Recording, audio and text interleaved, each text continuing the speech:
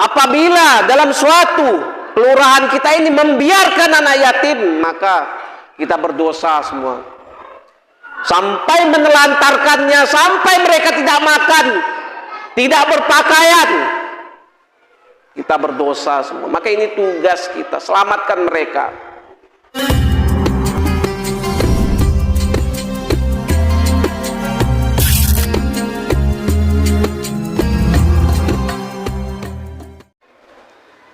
Bismillahirrahmanirrahim. Assalamualaikum warahmatullahi wabarakatuh.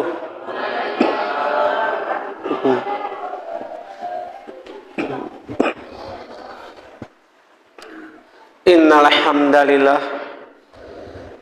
hamdalillah nahmaduhu wa nasta'inuhu wa nastaghfiruhu wa na'udzu billahi min syururi anfusina wa sayyiati a'malina may yahdihillahu fala mudhillalah wa may yudlilhu falan tajida lahu waliyyan mursyida.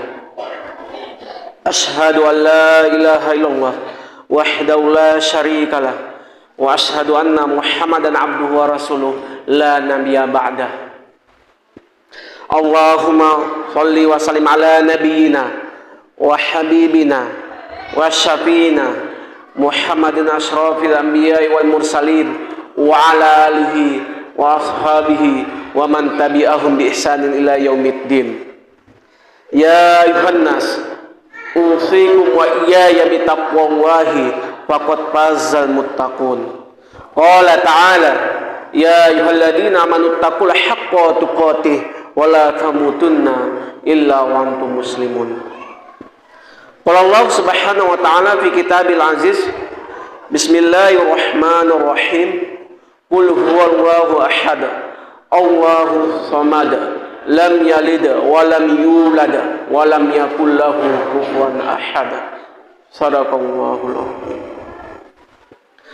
Pertama-tama yang paling utama, marilah kita panjatkan puji dan syukur yang mana Allah telah memberikan kesehatan dan kelapangan sehingga kita dapat berkumpul di masjid kita ini.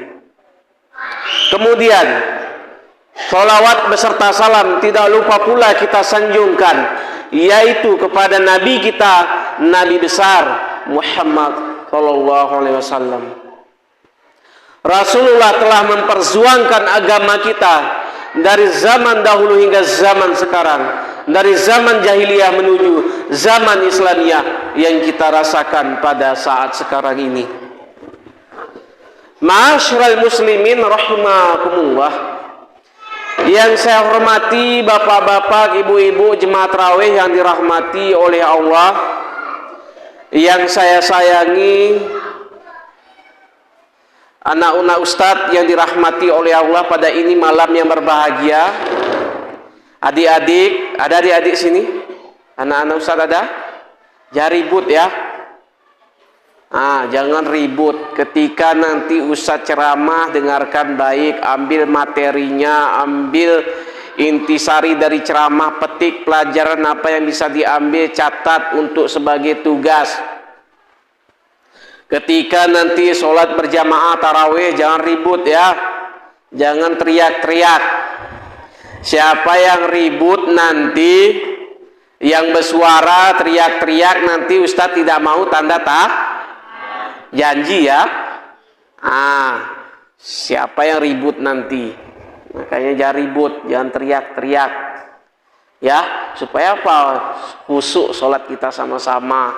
Jangan ribut, teriak-teriak ya. Dengarkan baik-baik ya materi isi ceramah, kemudian sholat tarawih nanti jangan ribut juga. Ma'asyiral muslimin rahimakumullah,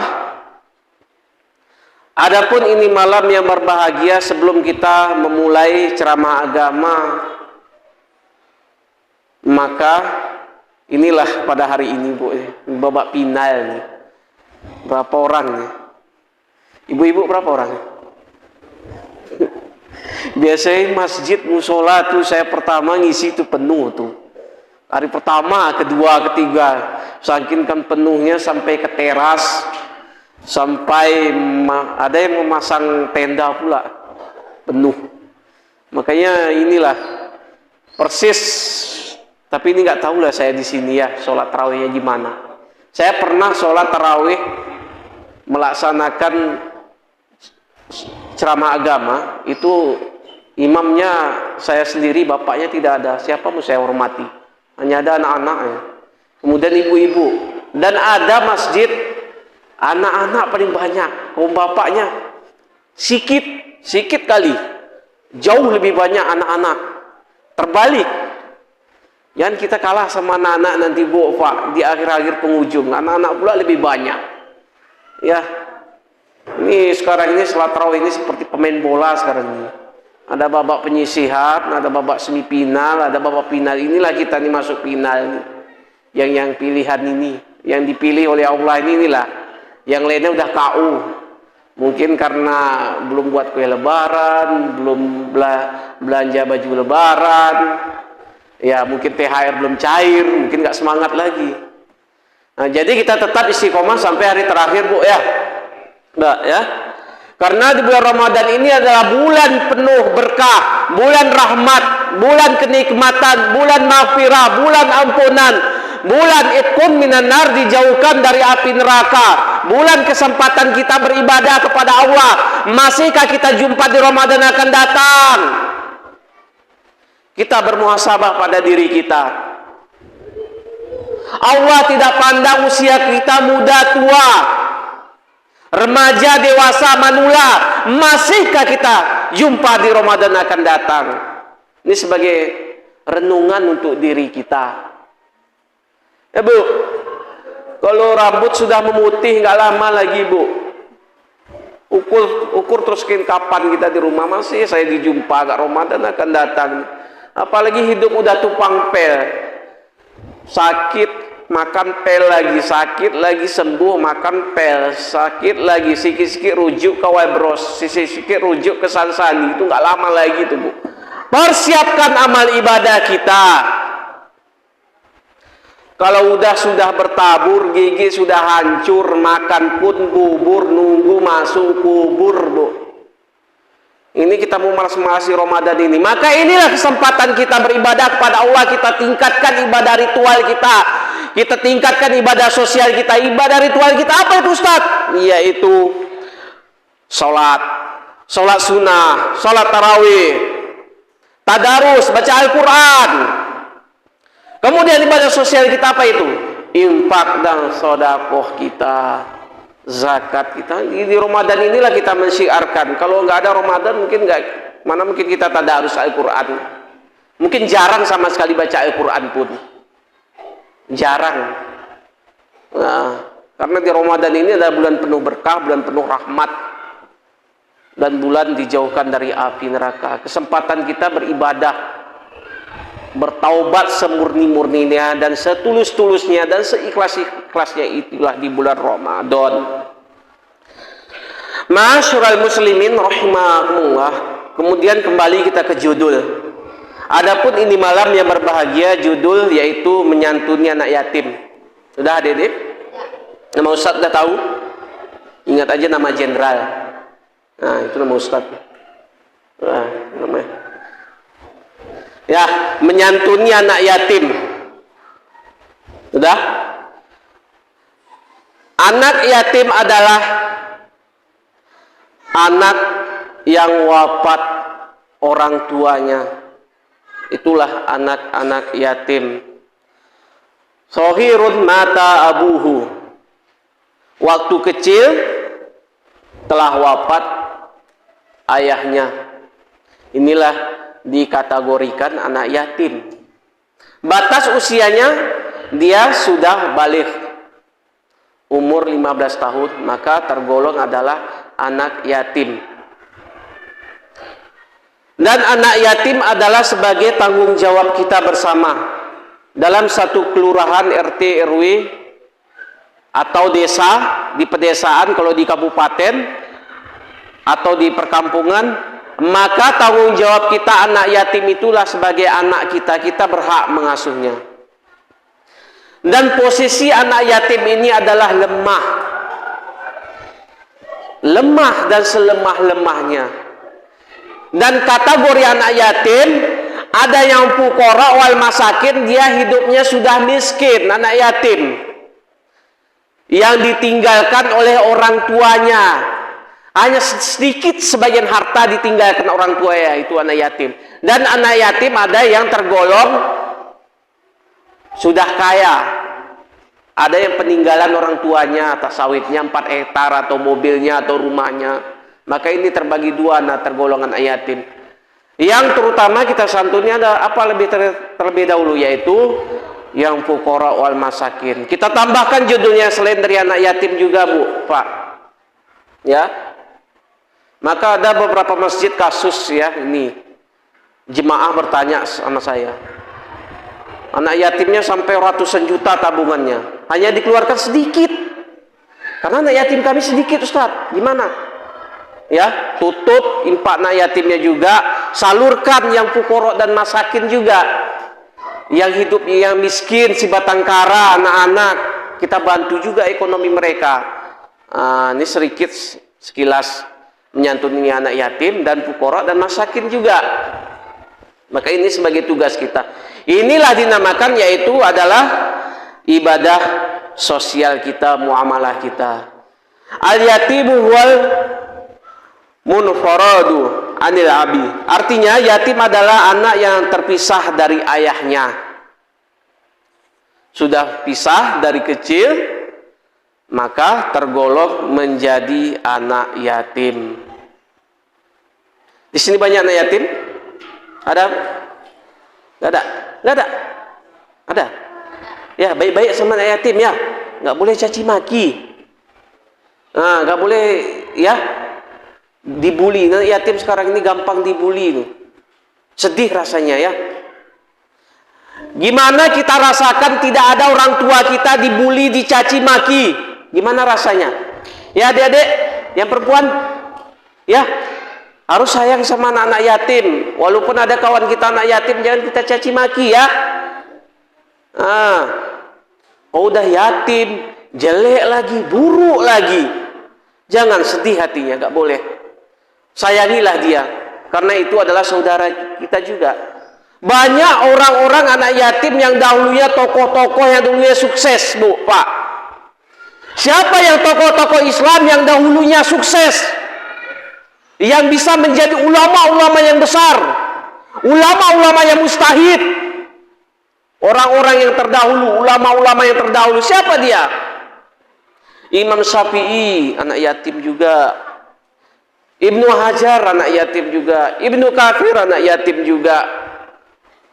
Imam Ahmad bin Hanbal, anak yatim juga. Siapa lagi yang terakhir adalah, yaitu suri tauladan kita, uswatun hasanah kita, yaitu idola kita, Nabi Muhammad Sallallahu Alaihi Wasallam. Dia yatim juga. Maka yatim. Maka orang-orang yang memelihara anak yatim ini bersama Rasulullah lah nanti di surga, yang menyantuni, yang memelihara anak yatim, mengasuh anak yatim. Dia tergolong bersama Rasulullah di surga nanti. Itulah karena yatim, Rasulullah juga dulu yatim. Maka marilah kita sayangi anak yatim. Ma'asyiral muslimin rahimakumullah.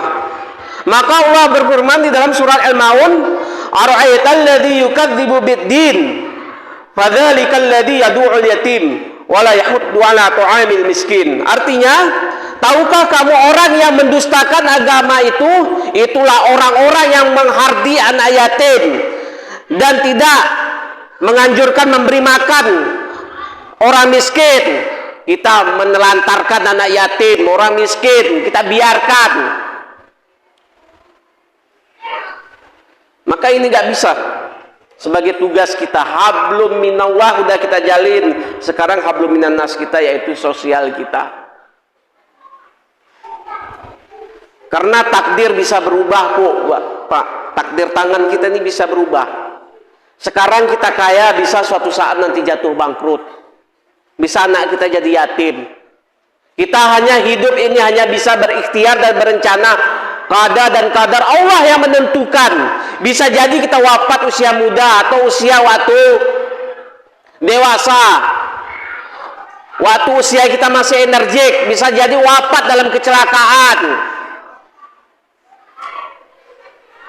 Makanya kita nggak bisa ya hidup kita acuh tak acuh, open tak open, seakan-akan kita ini hidup akan masih lama lagi.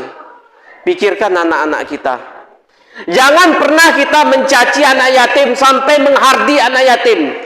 Inilah orang-orang yang menciderai agama, orang-orang yang menghardik anak yatim, mencaci anak yatim, membuli anak yatim. Maka kena laknat kita nanti. Karena anak-anak yatim ini diijabah oleh Allah doa-doanya. Kita usaplah kepalanya. Berapa rambut yang kita usap itu begitulah mengalir pahalanya. Kalau kita mengusap kepala anak yatim, menyantuni anak yatim, maka ini kesempatan kita, pembantu amal ibadah kita, yaitu infak sedekah kepada anak yatim. Ma'asyiral muslimin rahimakumullah. Dalam Undang-Undang Dasar 1945 pasal 34 ayat 1, fakir, miskin dan anak-anak terlantar dipelihara oleh negara. Makanya berdirinya sekarang ini adalah panti asuhan. Panti asuhan anak yatim, yatim piatu, fakir dan miskin. Itu tujuannya.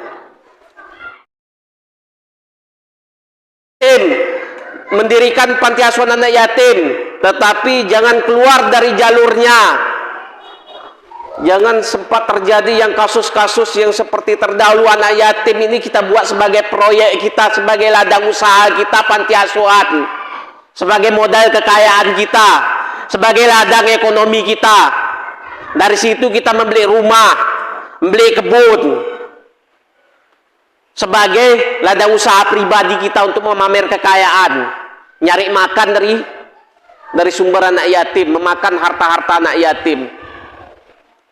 Tidak boleh dalam Islam.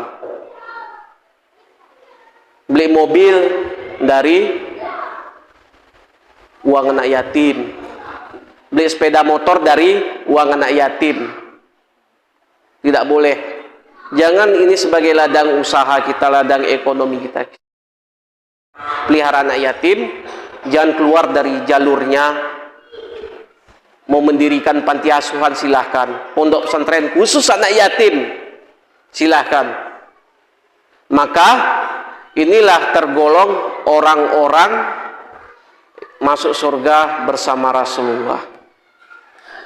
Ma'asyiral muslimin rahimakumullah. Kondisi anak yatim pada saat sekarang ini ibaratkan pepatah mengatakan peribahasa, bertumpu kepada kayu, kayu pun tumbang. Bersandar kepada batu, batu pun pecah. Begitulah keadaan anak-anak yatim pada saat sekarang ini. Kemana mereka mengadu, mengulurkan tangan mereka, nasib-nasib mereka? Apabila dalam suatu kelurahan kita ini membiarkan anak yatim, maka kita berdosa semua. Sampai menelantarkannya, sampai mereka tidak makan, tidak berpakaian, kita berdosa semua. Maka ini tugas kita, selamatkan mereka. Karena dunia berputar. Bisa jadi anak kita suatu saat nanti kayak gitu, gimana kita membayangkan anak yatim? Posisi mereka gimana? Kita ambil, kita renungkan, muhasabah di posisi mereka itu gimana nasib mereka kita. Andaikan saya seperti anak yatim, gimana rasanya, Bu? Gitu kita. Andaikan anak saya menjadi yatim, gimana rasanya dalam hati saya? Kita bermuhasabah pada diri kita, renungkan dalam diri kita. Gimana rasanya kalau kita nanti jadi yatim, atau anak-anak kita, atau cucu kita jadi yatim, nanti gimana rasanya? Begitulah pedihnya keadaan anak yatim. Mereka tidak meminta orang tuanya wafat, gak ada mereka minta ibunya wafat, ayahnya wafat, bukan permintaan dia. Itulah udah takdir dia. Maka takdir anak yatim itulah mereka harus terima. dalam keadaan susah payah kehidupannya, maka kita selamatkanlah anak-anak yatim. Masyiral muslimin rahimakumullah. Adapun intisari dari ceramah agama ini adalah marilah kita menyantuni anak yatim, jangan kita menghardi anak yatim, jangan kita menyakiti anak yatim, jangan kita membuli anak yatim. Maka anak yatim adalah anak kita bersama. Mari kita asuh bersama-sama. Marilah kita santuni bersama-sama. Lengkapilah kebutuhan mereka, yaitu makanan mereka, pakaian mereka. Akhirul kalam. Wassalamualaikum warahmatullahi wabarakatuh.